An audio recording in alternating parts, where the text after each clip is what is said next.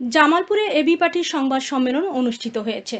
আজ দুপুর 1টায় AB party Jamalpur ফৌজদারি মোড় এবি পার্টির দলীয় কার্যালয়ে এই সংবাদ সম্মেলন অনুষ্ঠিত হয়। সংবাদ সম্মেলনে লিখিত বক্তব্য পাঠ করেন এবি পার্টির কেন্দ্রীয় সাধারণ সম্পাদক ব্যারিস্টার আসাদুজ্জামান ফুয়াদ। বিস্তারিত দেখুন জামালপুর থেকে শরীফুল ইসলাম ঝোকনের প্রতিবেদনে।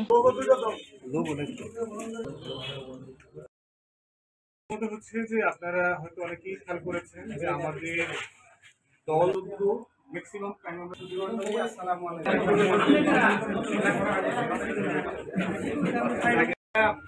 3-4 বছরের আমাদের যদি কি বোঝে জনগণ কিরকম তৃতীয় ধারা রাজনীতি দেখতে চায় সেটার অংশ হিসাবে 2019-এর 27শে এপ্রিল এই প্ল্যাটফর্ম ঘোষণা করার পরে আমরা দেশে এবং বিদেশে প্রায় 1200 মিটিং করেছি। প্রবাসীরা যেখানে আছেন সেরকম 10-12টা দেশে আমরা গিয়েছি এবং যে সকল দেশে রাজনৈতিক পরিবর্তন হয়েছে এবং খুব বড় ধরনের নেতৃত্ব সেখানে পরিবর্তিত হয়ে গেছে সেই সকল দেশের রাজনীতি আমরা বোঝার চেষ্টা করেছি। চেষ্টা করার মধ্য দিয়ে আমরা 1 বছর পরে 2020-এর 2রা মে আমরা তখন দল ঘোষণা করি করোনার মধ্যে এবং হাঁটি হাঁটি পা পা করে আজকে আমাদের প্রায় মে মাসে 5 বছর হয়ে যাবে দল ঘোষণা।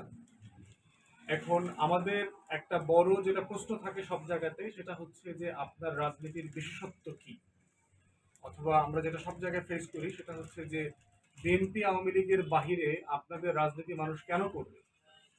এইটার উত্তর হচ্ছে খুব সহজ। আসলে আমরা যেটা বলছি যে আমাদের এই রাজনীতিটা হচ্ছে দ্বিতীয় প্রজন্মের রাজনীতি। বিদেশিরা